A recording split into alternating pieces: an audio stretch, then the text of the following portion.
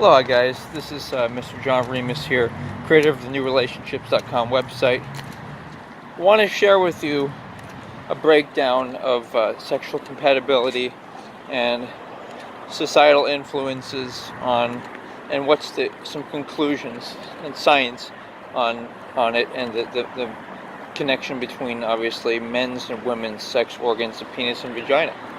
So first worth considering is, you might think that it's a top priority to have that perfect compatibility, but in fantasy, but in reality, other factors are prioritized often. Things such as culture, and you meet the proximity. You meet somebody and you just like them, and you want to be with them, and even if you have different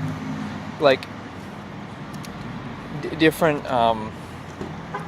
ethnicities and all this type of stuff. Like, there are certain things that are the foundation of love that transcend these other matters, and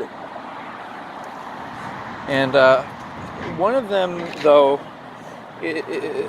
all that considered, is the idea of health and virility, and matching it up equally with someone. And see, there's this idea that you can,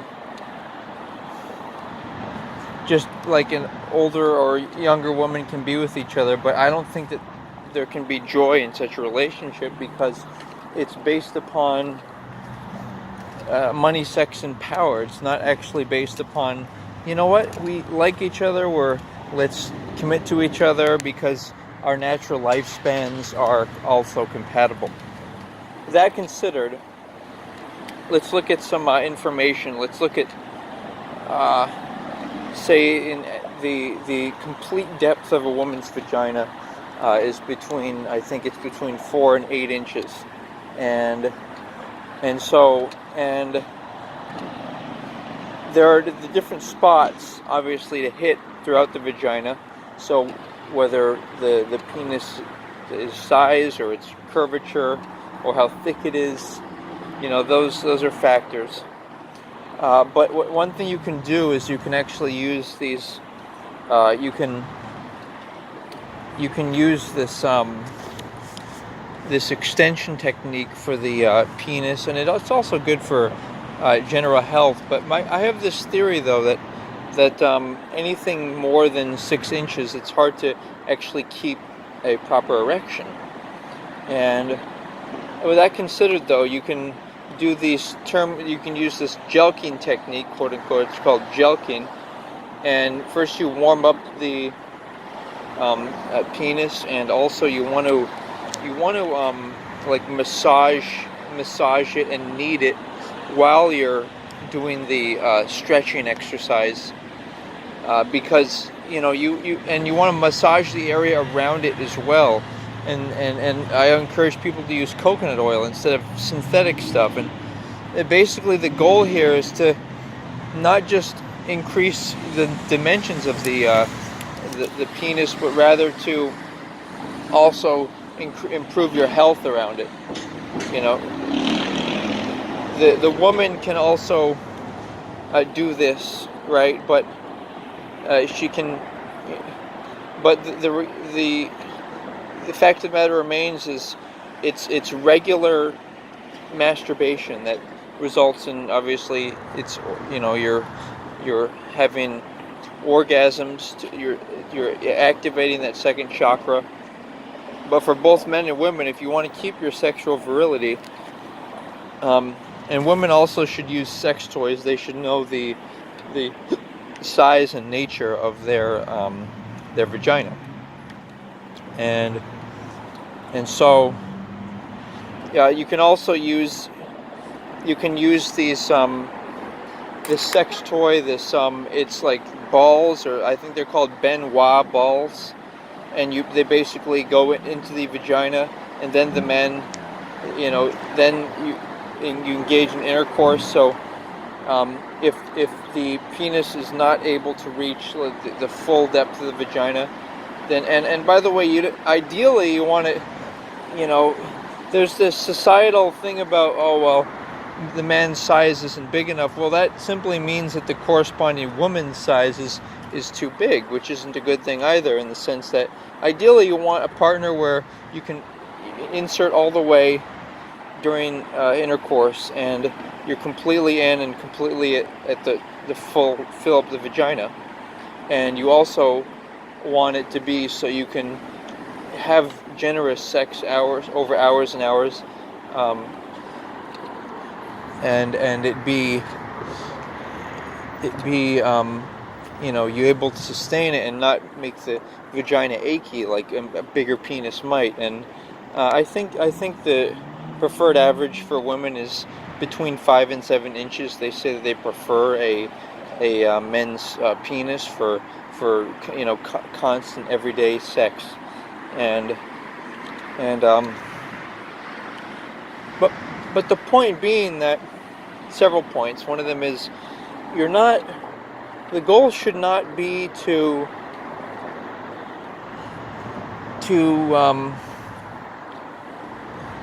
try to impress or seduce somebody with your body or your genitals.